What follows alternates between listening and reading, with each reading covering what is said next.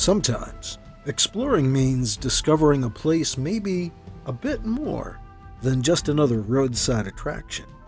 I'm author and researcher Mike Luoma, in search of a site to explore between Lewis Hollow at Overlook Mountain in New York and Serpent Mound in southern Ohio on my summer road trip.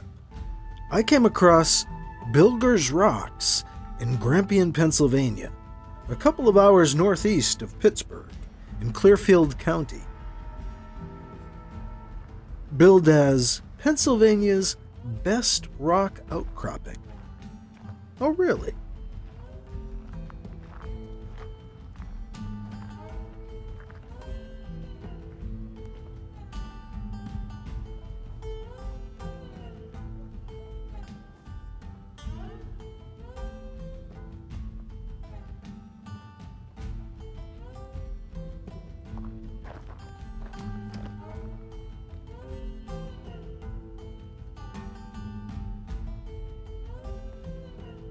Bilger's Rocks is a privately owned park open to the public, run by the private non-profit Bilger's Rocks Association, Inc. They bought and have worked to preserve the site since the 1990s.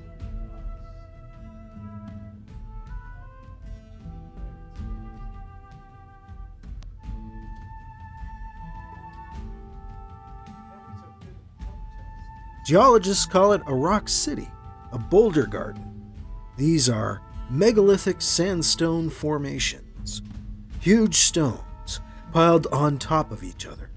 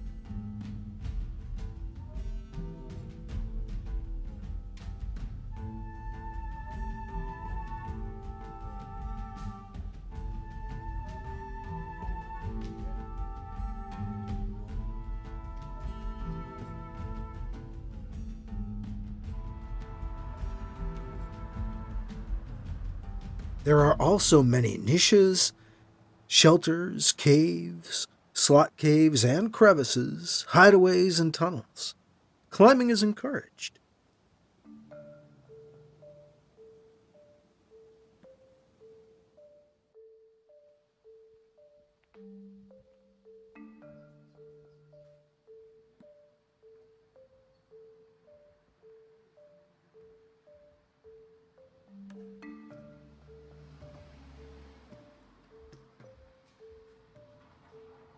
Bilger's Rocks is a tourist attraction, a forest recreational area. As the sign says, it's a place where everyone can explore.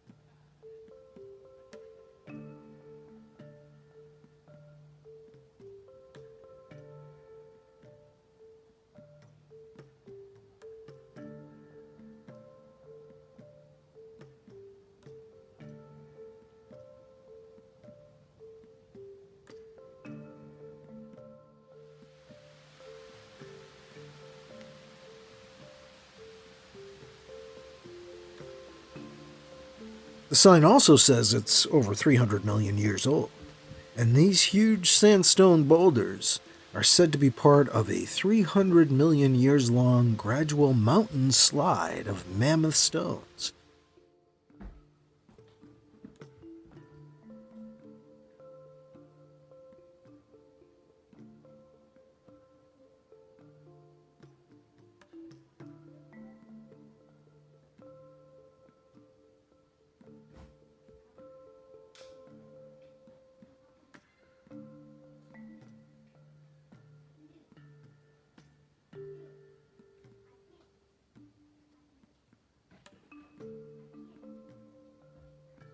"20 to 25 feet thick Homewood sandstone member rocks of the Pottsville Formation, broken apart by frost wedging.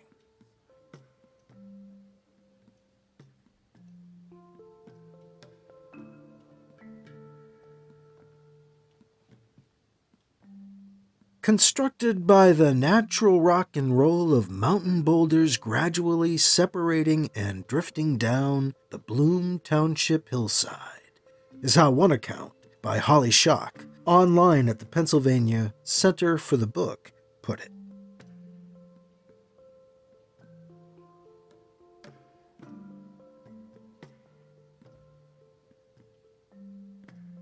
But wandering around these boulders, I'm wondering what to make of the idea that these stacks and arrangements are just naturally occurring.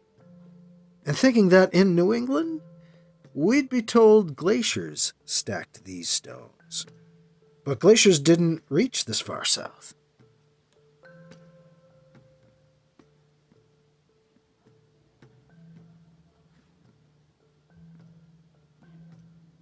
An indigenous presence is granted here, back to Paleo-Indians at the end of the last ice age, who were said to use the spaces among the stones for shelter.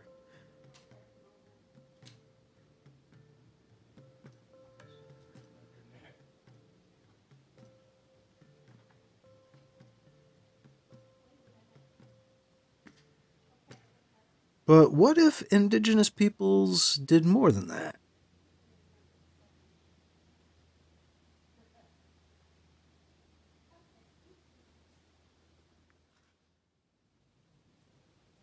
Could they have perched and arranged some of these stones, shaped or carved into them? Hard to tell because this site is just about the opposite of undisturbed. It's been heavily tampered with and altered. Those preserving the place now are only the latest fighters in a centuries-long battle against graffiti. Carved, scratched, these days spray-painted, human markings can be found in various media all over the stones.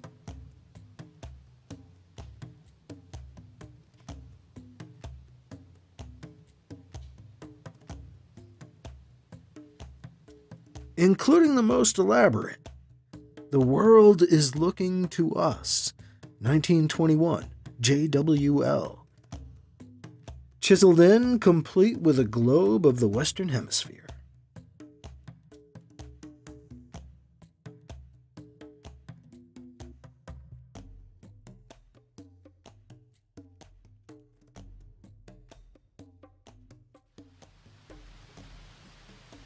Folks have been leaving their marks here for ages. It's likely indigenous folks did too. Though obscured by later defacing, there are places where possible indigenous work appears to lie beneath.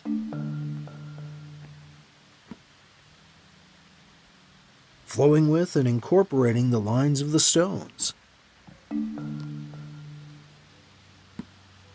Sometimes embellishing the traces of ancient seafloor vegetation which left their own marks upon the sandstone.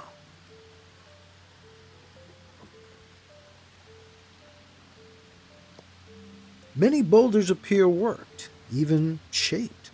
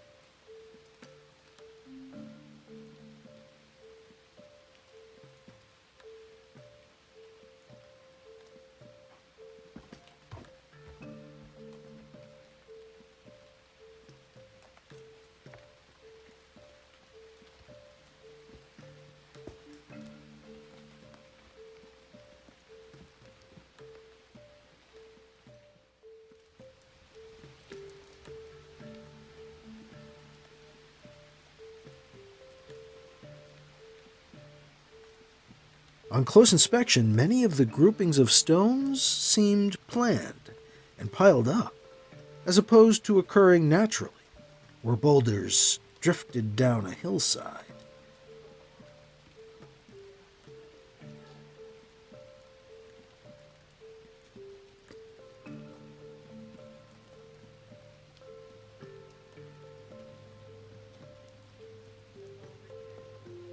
They may have drifted here, but they may have had some help in their arrangement.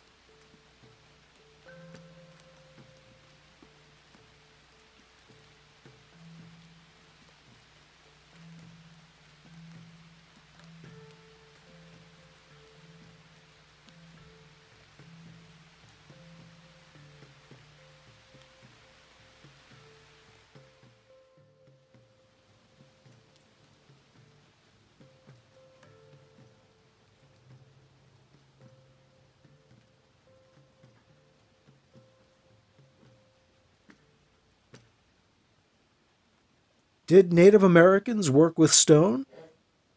They did when there was stone to work with. Take the Pueblo or Hopi of the Southwest, for example.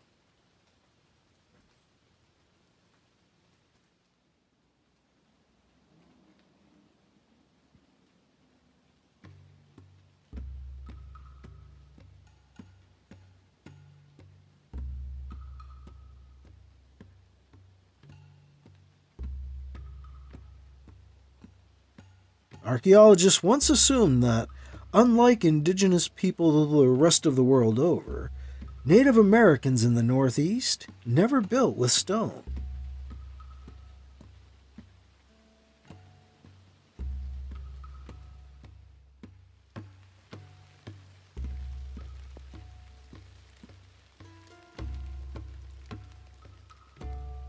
While some still hold this to be the case, a new consensus is growing among tribal representatives, amateurs, antiquarians, and some archaeologists, recognizing that indigenous peoples in northeastern North America did indeed work with stone.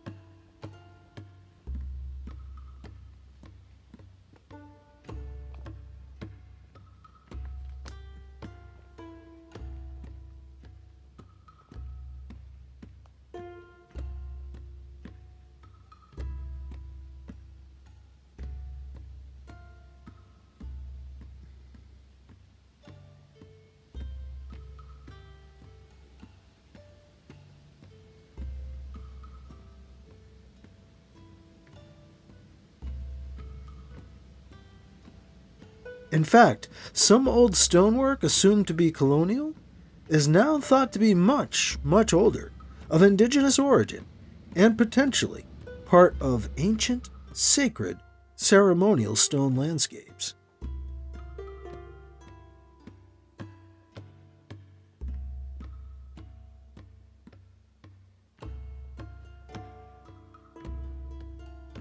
There seems to be some of that here, including this possible modified rock shelter.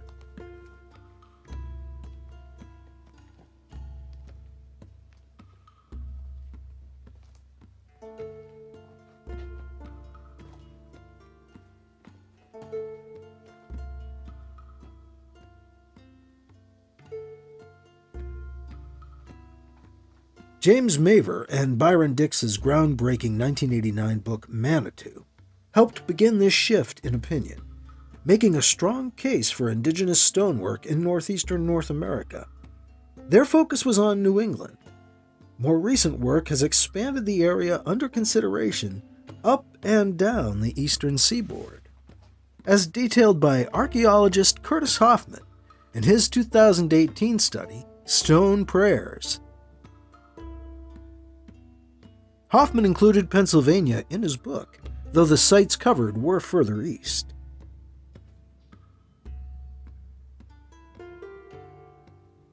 It's curious to find this modified rock shelter still somewhat intact in such a heavily trafficked place.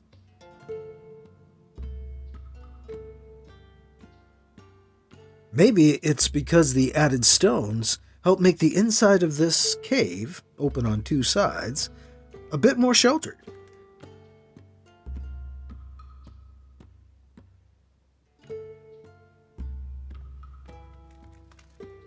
Though no longer neatly stacked, the stones are still here. For how long now? Hundreds of years? Thousands?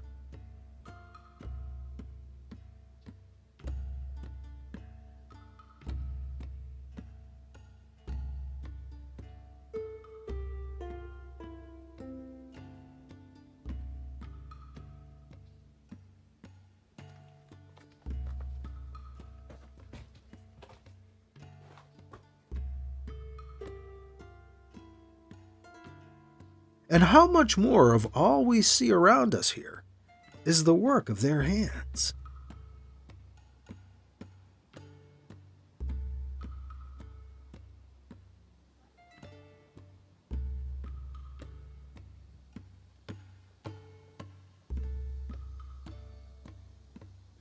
Could they have perched and arranged some of these stones?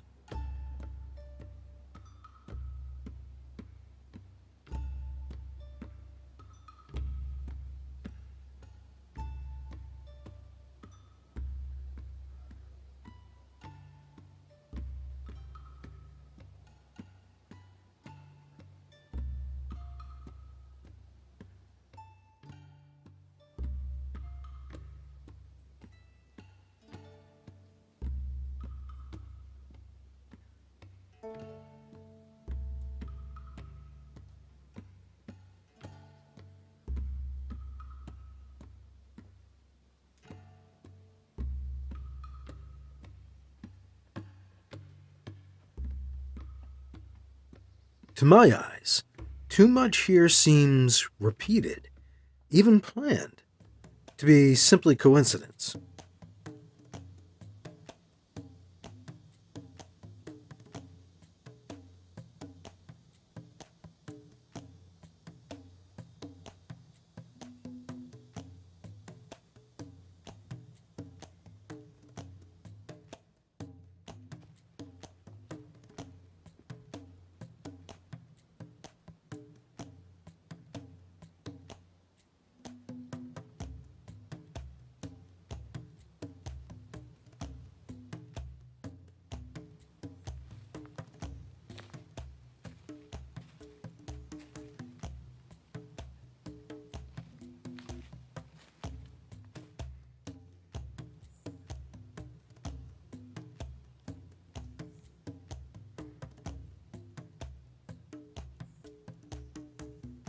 There are stones which look like wing and fin shapes I've seen before in the Northeast as part of possible large-scale Great Serpent stonework.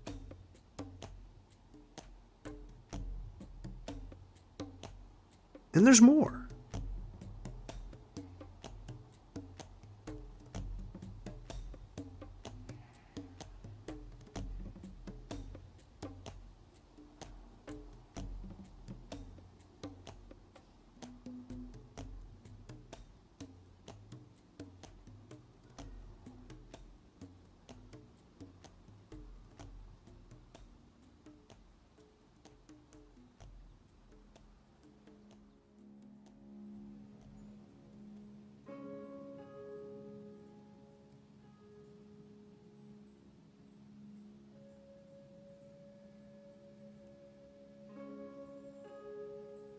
Towards the back of the site, among smaller groups of stones, I found this curious assemblage, which to me looks an awful lot like an altar of some kind.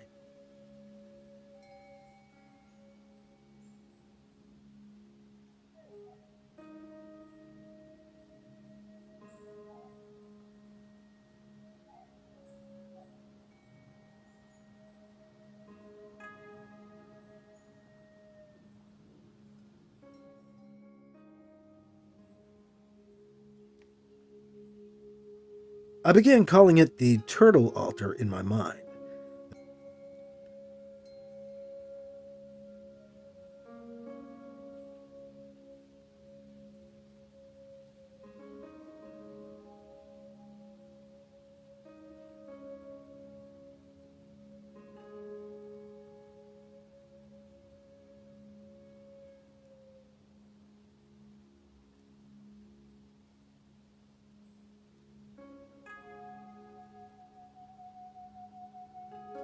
This could just be a natural stacking of stones which occurred randomly over time, but it sure looks like someone once put it together.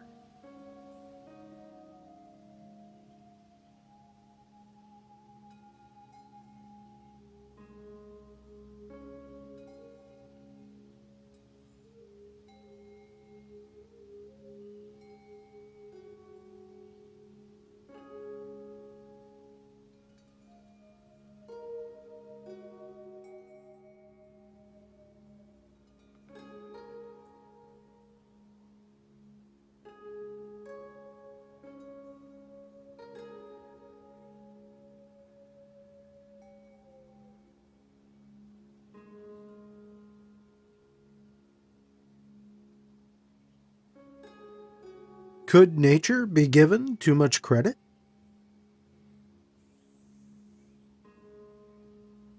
And not enough be given to the ingenuity and creativity of indigenous peoples? Not enough credit given to their urge to celebrate and use amazing spaces?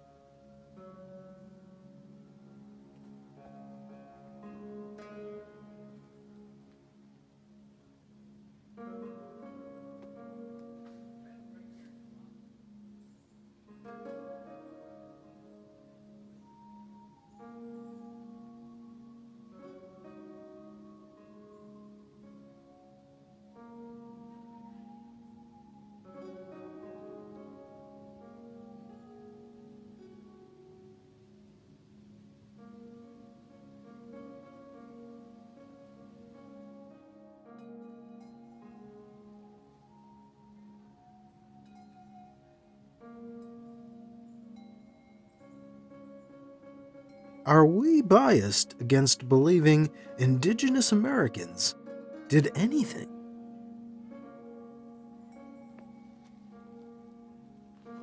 The myth of a pristine wilderness in North America prior to European arrival, populated by only a few Native Americans living lightly off the land, was propagated in the 18th through the 20th centuries, and this informed much of what was said to have occurred naturally in the so-called New World, a name which in itself reinforces this myth. It's not true. There was no pristine wilderness. Millions of people lived here.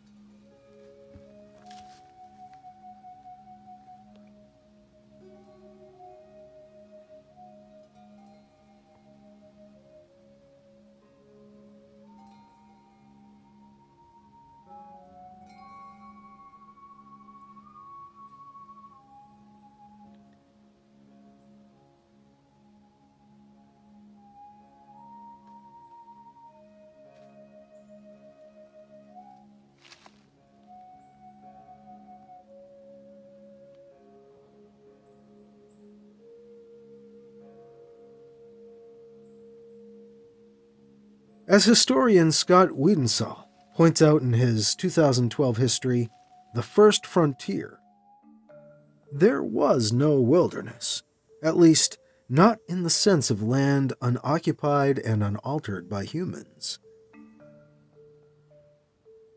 Early reports of North America tell of wide-open, treeless areas and tended, curated forests. The Europeans didn't understand, but reported on Native Americans using fire deliberately. And we know now, these controlled fires helped maintain underbrush scrub growth and manage foraging bushes for wildlife. Abundant wildlife and edible plants were reported, including many square miles of open cornfields in what is now New York.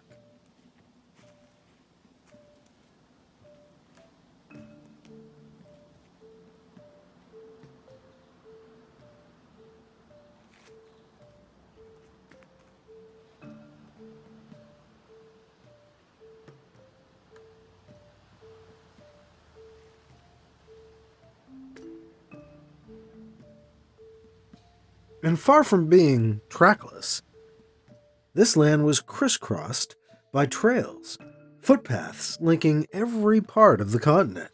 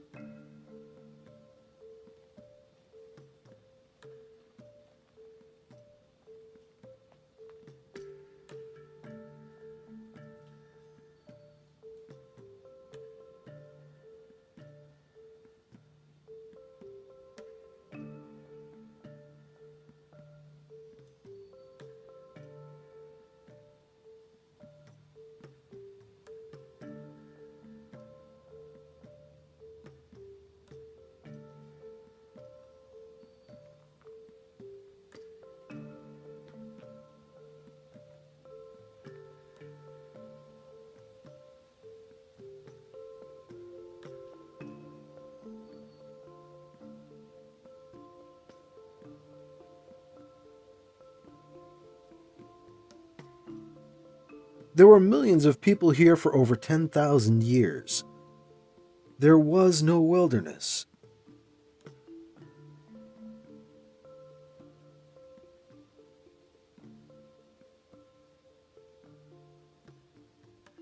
Not until new people showed up, gave things new names, and decided that this was their new world.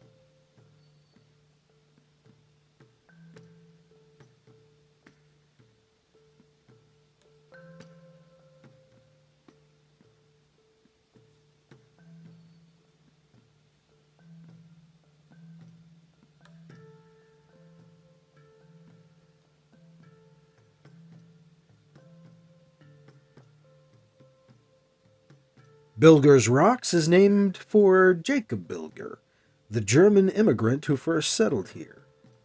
We don't know what it was called before that. But we do know German settlers equated some Native American spirits with Satan and called places sacred to them devil this and that. And here in Bilger's Rocks, some spaces have been nicknamed the Devil's Kitchen, the Devil's Dining Room, and the Devil's Dungeon. Some of these can only be reached by edging through narrow crevices between boulders.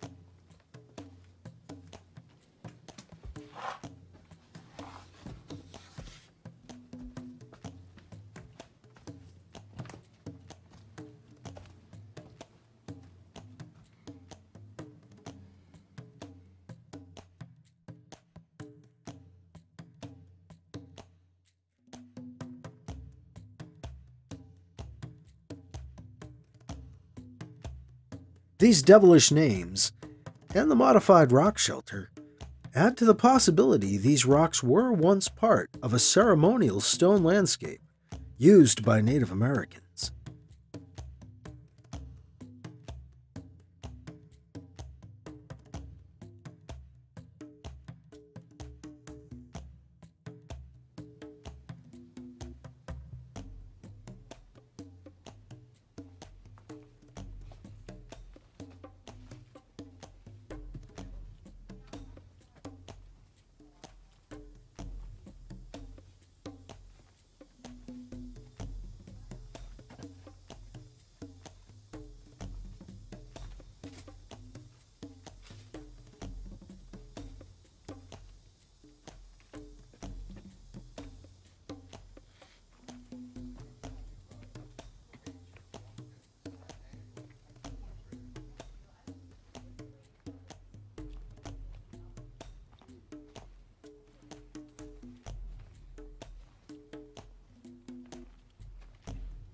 And we do know that nearby Clearfield used to be a major Native American village named Chinklakamoose on the major Native American trail called the Great Shamokin Path.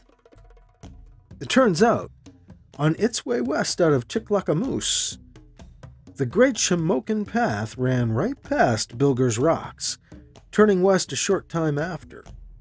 Greenville Pike, the road you take up to Bilger's Rocks Road, was once part of the Great Shamokin Path. Those paths became settlers' trails, and then our roads. Our Interstate 80 roughly follows much of the route of the Great Shamokin Path through Pennsylvania. So while we're now in out-of-the-way west central Pennsylvania, long ago, this was right next to a major thoroughfare.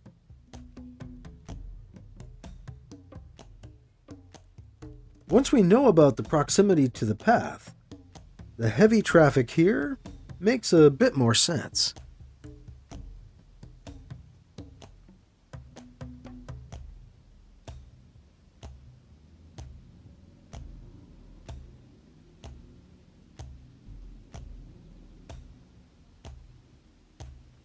As impressive as these boulders are, as amazing as this space is, and even though there is piling up evidence in favor of Indigenous American stonework here, the sheer amount of casual damage done over the years by vandals and artists renders the possibility of determining the provenance of the work somewhat moot.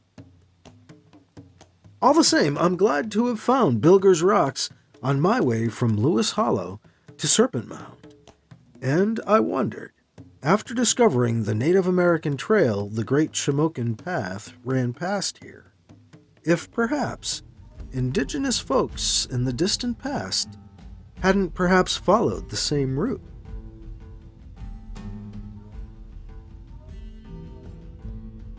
I'm author and researcher Mike Luoma. Thank you for experiencing Bilger's Rocks with me.